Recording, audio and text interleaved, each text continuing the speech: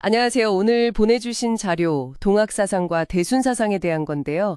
이걸 좀 깊이 파고들어 볼까 합니다. 네, 보통 우리가 근대성 하면 서양을 떠올리잖아요. 근데 이 자료들은 좀 다르게 동양에도 고유한 근대성이 있었다. 이런 질문을 던지고 있어요. 맞아요. 흔히 생각하는 거랑은 좀 다르죠.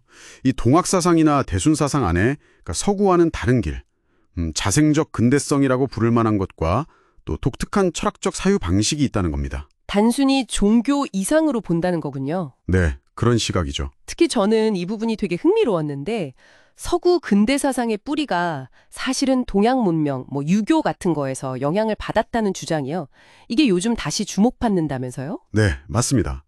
그 마테오 리치 같은 선교사들이 동양 사상을 서양에 전했고 그게 계몽주의 같은 데 영향을 뒀다는 연구들이 있죠. 와, 그럼 역사를 완전히 뒤집어 보는 거네요. 그렇죠. 예전에는 이제 막스 베버처럼 왜 동양은 근대화가 안 됐을까 이걸 주로 봤다면 요즘은 프랑크나 홉슨 같은 학자들이 어쩌면 동양이 서구 근대화의 어떤 숨겨진 배경이 아니었을까 이렇게 보는 시각도 있어요. 아, 그런 큰 흐름 속에서 그동안 좀 종교로만 여겨졌던 동학이나 대순사상 같은 우리 고유의 사유 방식이 다시 재조명받는 거군요. 네, 맞습니다. 그동안은 종교적인 면만 너무 부각된 감이 있었죠. 그렇군요. 그럼 그 동양적 사유 방식의 핵심, 자료에서 학이라는 개념을 강조하던데 이건 뭔가요? 아, 네. 동학이 스스로를 서학, 그러니까 서양 학문에 대비해서 학이라고 규정한 게 중요해요. 학이요? 네. 동아시아에서 학이라는 건 단순히 지식 습득, 이게 아니거든요. 뭐랄까 마음을 닦는 수양이라든지 사회적 관계, 심지어는 리더의 정체성까지 다 포함하는 아주 총체적인 시스템이었어요. 성리학의 학을 생각해 보시면 이해가 쉬울 겁니다. 아, 그냥 공부가 아니라 삶 전체를 아우르는 거군요. 요즘 분과 학문이랑은 정말 다르네요. 네, 접근 방식 자체가 다르죠. 그럼 또 다른 핵심 개념으로 상관적 사유라는 게 나오던데요. 이건 어떤 방식인가요? 좀 어려운데. 네, 상관적 사유. 이게 서양식 분석적 사고랑 좀 대비가 돼요. 서양은 보통 부분을 먼저 보고 그걸 합쳐서 전체를 이해하려고 하잖아요. 네, 그렇죠. 근데 상관적 사유는 반대예요. 전체를 먼저 보고 그 안에서 부분들이 어떻게 관계 맺고 있는지 그 맥락을 파악하는 거죠. 전체 속에서 부분을 본다. 네. 예를 들면 자료에도 나오지만 우리가 주소 쓸 때 나라, 도시, 구 이렇게 큰 단위부터 쓰잖아요. 아, 맞네요. 서양은 번지수부터 쓰는데. 그렇죠.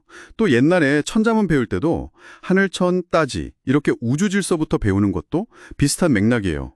이걸 홀리스틱하다 또는 전식적이다 이렇게 표현하기도 합니다. 아하. 부분에 보기 전에 전체 그림부터 그리는 접근이군요. 되게 흥미롭네요. 마치 퍼즐 맞출 때 전체 그림을 먼저 상상하는 것처럼요. 네, 비슷한 비유가 될 수 있겠네요. 근데 자료를 보면 대순사상은 스스로를 참동학이라고 부른다고 나와요. 이건 동학이랑 어떻게 다른 건가요? 네, 대순사상은 기본적으로 동학이 시작한 과제, 그러니까 그 자생적 근대성을 자신들이 이어받아서 완성시킨다고 봐요. 완성시킨다. 네, 자료에 인용된 구절 중에 장라는 수운, 칠하는 증산이라는 말이 있거든요. 장라는 수운, 칠하는 증산. 그러니까 동학이 어떤 변화의 시작 혹은 혼란의 씨앗을 뿌렸다면 대순사상은 그 혼란을 수습하고 새로운 질서를 세운다. 이런 의미로 해석될 수 있죠. 단순히 계승이 아니라 뭔가 재정의하고 보완한다는 느낌이네요. 그럼 예를 들어서 개벽이나 지상성경 같은 개념은 동학에도 있잖아요. 대순사상에서는 이게 어떻게 다른가요? 그렇죠. 같은 용어를 쓰지만 그 의미나 실현 방식에 있어서 차이가 좀 있어요. 자료에 따르면 대순사상에서는 이런 개념들을 좀 더 구체적인 실현 방법론이랑 연결시키려고 해요. 구체적인 방법론요? 네. 예를 들어 개벽을 그냥 세상에 뒤집히는 혼란으로만 보는 게 아니라 천지의 질서 자체를 바로잡는 거죠. 그래서 인간과 신명이 조화롭게 사는 새로운 시대를 여는 천지공사라는 어떤 구체적인 프로그램으로 설명하는 식이에요. 천지공사. 동학의 이상을 현실화하는 더 체계적인 틀을 만들려고 했다. 이렇게 볼 수 있겠군요. 네. 우주를 보는 관점, 천관, 세계를 보는 관점, 지관, 또 인간을 보는 관점, 인간관에서 좀 더 구체적인 차이가 드러난다고 할 수 있습니다. 그렇군요. 같은 영어를 쓴다고 꼭 같은 생각은 아니네요. 자, 그럼 오늘 이야기를 좀 정리해보면요. 동학사상과 대순사상을 통해서 우리가 흔히 아는 서구 중심의 근대성 논의와는 다른 어떤 자생적 근대성의 가능성을 봤고요. 네. 그리고 그 바탕에는 상관적 사유라는 동양 고유의 독특한 서유 방식이 있었다는 점도 중요하죠. 네. 핵심은 결국 서구 모델 안이 유일한 근대성이 아니며 동양에도 전체와의 조화나 관계, 맥락을 중시하는 고유한 사유 방식과 근대성을 찾으려는 노력이 있었다는 거네요. 맞습니다. 어떻게 보면 좀 잊혔던 생각들인데 이게 오늘날 우리가 겪는 여러 위기 상황 속에서 다시금 어떤 의미를 가질 수 있지 않나 그런 생각이 듭니다. 정말 그렇네요. 마지막으로 이런 질문을 좀 던져보고 싶어요. 지금 우리가 겪는 환경 문제라든지 사회 갈등, 인간 소외 같은 문제들이 어쩌면 서구 근대 문명이 가져온 어떤 한계일 수도 있잖아요. 네, 그런 지적들이 많죠. 그렇다면 부분보다는 전체를, 분석보다는 관계를 더 중시했던 이 동학이나 대순사상의 상관적 사유 같은 방식에서 우리가 얻을 수 있는 통찰은 없을까요?